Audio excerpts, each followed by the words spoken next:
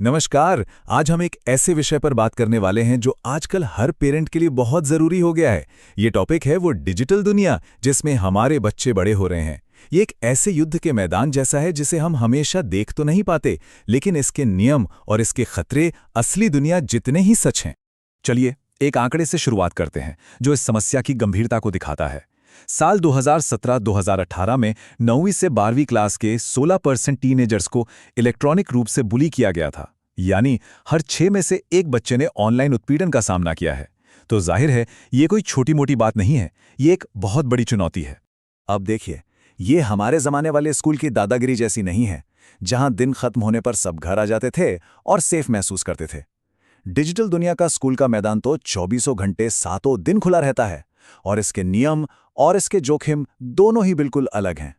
तो आइए समझते हैं कि ये है क्या और ये इतना अलग क्यों है।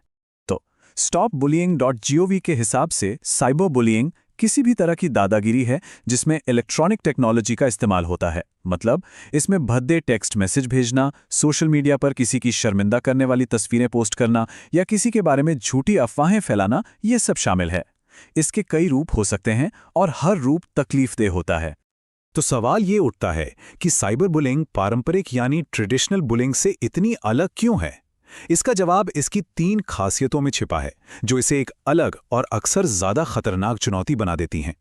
पहली बात तो ये कि ये लगातार होती है। स्कूल का मैदान तो बंद हो जाता है, पर ऑनलाइन दुनिया कभी बंद नहीं होती। मतलब बुलिंग किसी भी समय कहीं भी हो सकती है। दूसरी बात, ये परमानेंट हो सकती है। कोई चीज एक बार ऑनलाइन पोस्ट हो गई तो वो हमेशा के लिए रह सकती है, एक डिजिटल निशान की तरह। और आखिर में बड़ों के लिए इसे देखना और रोकना बहुत मुश्किल होता है, क्योंकि ये अक्सर उनकी नजरों से दूर होती है। ये समझने के लिए कि ऑनलाइन ये सब इतना आम क्यों हो गया है, हमें थोड़ा पर्दे के पीछे झांकने की जरूरत है। हमें ये समझना होगा कि ये सोशल मीडिया प्लेटफॉर्म्स आखिर बनाए कैसे गए हैं और ये हमारे बच्चों पर असर कैसे डालते हैं। एक टेक एक्सपर्ट का ये पावरफुल कोट एक बहुत ही जरूरी बात बताता है कि ये प्लेटफॉर्म्स बस ऐसे ही नहीं बने हैं, इन्हें एक खास मकसद से डिजाइन किया गया है, और वो मकसद हमेशा हमारे बच्चों के भले के लिए नहीं होता। रिसर्च साफ बताती है कि कई सोशल मीडिया प्लेटफॉर्म्स का सीधा सा मकसद है लोगों का ध्यान खींचना और उसे बनाए रखना। कोई जितना ज्यादा वक्त स्क्रीन पर बिताएगा, ये कंपनियां विज्ञापनों से उतना ही ज्यादा पैसा कमाएंगी, और इसके लिए ये एआई का इस्तेमाल करते हैं ताकि हर किसी को स्क्रीन से बांधे रखा जा सके। और इस तरह लगातार स्क्रीन से जुड़े रहने का सीधा और नापने लायक असर एक बढ़ते हुए दिमाग पर पड़ता है। ये सिर्फ एक आदत नहीं रह जाती, ये असल में दिमाग की केमिस्ट्री को बदल सकती है। चलिए समझते हैं कि ये कैसे काम करता है। ये सब एक पावरफुल डोपामाइन साइकिल बनाता है। डोपामाइन हमारे दिमाग का वो फील गुड केमिकल है जो हमें खुशी और इनाम का एहसास कराता है। जब किसी को लाइक या कमेंट मिलता है तो उनके दिमाग में डोपामाइन रिलीज होता है, जिससे उन्हें अच्छा महसूस होता है।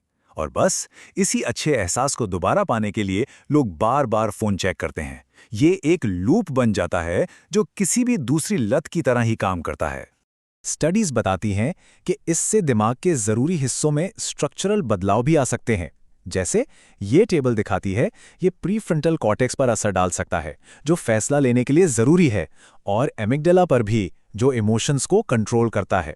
आसान भाषा में कहें तो इसका सीधा असर बच्चों के सेल्फ कंट्रोल और इमोशनल बैलेंस पर पड़ सकता है। तो इन खतरों और इसके पीछे की साइंस को जानने के बाद सवाल ये है कि पेरेंट्स और देखभाल करने वाले लोग क्या प्रैक्टिकल कदम उठा सकते हैं। अच्छी खबर यह है कि करने के लिए बहुत कुछ है। तो एक पेरेंट के तौर पर हम क्या कर सकते हैं? देखिए, इसकी नींव टेक्नोलॉजी को कंट्रोल करने में नहीं बल्कि सहानुभूति बनाने में है।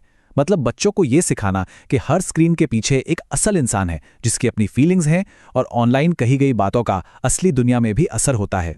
यहाँ कुछ बहुत ही प्रैक्टिकल रणनीतियां हैं। पहली, खुद वो बने जो आप बच्चों में देखना चाहते हैं। अपना फोन नीचे रखें और उनकी बात सुनें। दूसरी, डिवाइसेस को घर की कॉमन जगहों पर रखें ताकि आप भी शामिल रह सकें। तीसरी, फीलिंग्स के बारे में बात करें। ऑनलाइन एक्शन को असल दुनिया की भावनाओं से जोड़ें। और आखिर में उन्हें बाउंड्रीज सिखाएं, जैसे किसी की तस्वीर पोस्ट करने से पहले इजाजत लेना। ये बहुत जरूरी है कि आप अपने बच्चे की ऑनलाइन दुनिया में कैसे शामिल होते हैं। लक्ष्य होना चाहिए मिलकर निगरानी करना, जहां आप उनकी सेफ्टी के लिए साथ काम करते हैं। ये दखल देने वाली जासूसी नहीं होनी चाहिए, क्योंकि उससे सिर्फ भरोसा टूटता है और बच्चे बातें छुपाने लगते हैं। बातचीत तो सबसे ज्यादा जरूरी है ही, लेकिन टेक्नोलॉजी भी सुरक्षा की एक एक्स्ट्रा लेयर दे सकती है अगर उसे समझदारी से इस्तेमाल किया जाए। कोई भी पेड ऐप्स खरीदने से पहले पीसी मैक के एक्सपर्ट्स की सलाह है कि उन पावरफुल और मुफ्त टूल्स से शुरुआत करें जो डिवाइसेस में पहले से ही मौजूद हैं, जैसे कि एप्पल का स्क्रीन टाइम और गूगल का फैमिली लिंक। ये बहुत असरदार हो सकते हैं। और अगर ज़्यादा कंट्रोल की ज़रूरत महसूस हो तो बार्क, कस्टोडियो और नॉर्टन फैमिली जैसे ऐप्स भी मौजूद हैं जो अलग अलग फीचर्स देते हैं।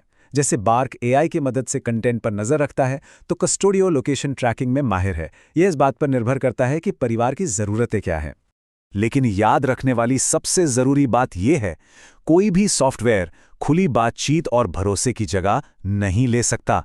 जैसा कि पीसी मैग हमें याद दिलाता है, ये टूल्स सिर्फ मदद के लिए होने चाहिए, बातचीत का विकल्प नहीं। सच्ची सुरक्षा हमेशा भरोसे और कम्युनिकेशन से ही आती है। आखिरकार हमारा लक्ष्य बच्चों को उन ज़रूरी टूल से लैस करना है जिससे वो एक हेल्दी डिजिटल ज़िंदगी जी सकें। और ये हमें एक बहुत ही अहम सवाल पर लाकर छोड़ देता है, जिस पर हम सबको सोचने की ज़रूरत है। हम एक ऐसी पीढ़ी कैसे तैयार करें जो अपनी टेक्नोलॉजी को कंट्रोल करे, ना कि टेक्नोलॉजी उन्हें कंट्रोल करे। ये शायद आज के पेरेंट्स के लिए सबसे बड़े चैलेंजेस में से एक है। नमस्कार,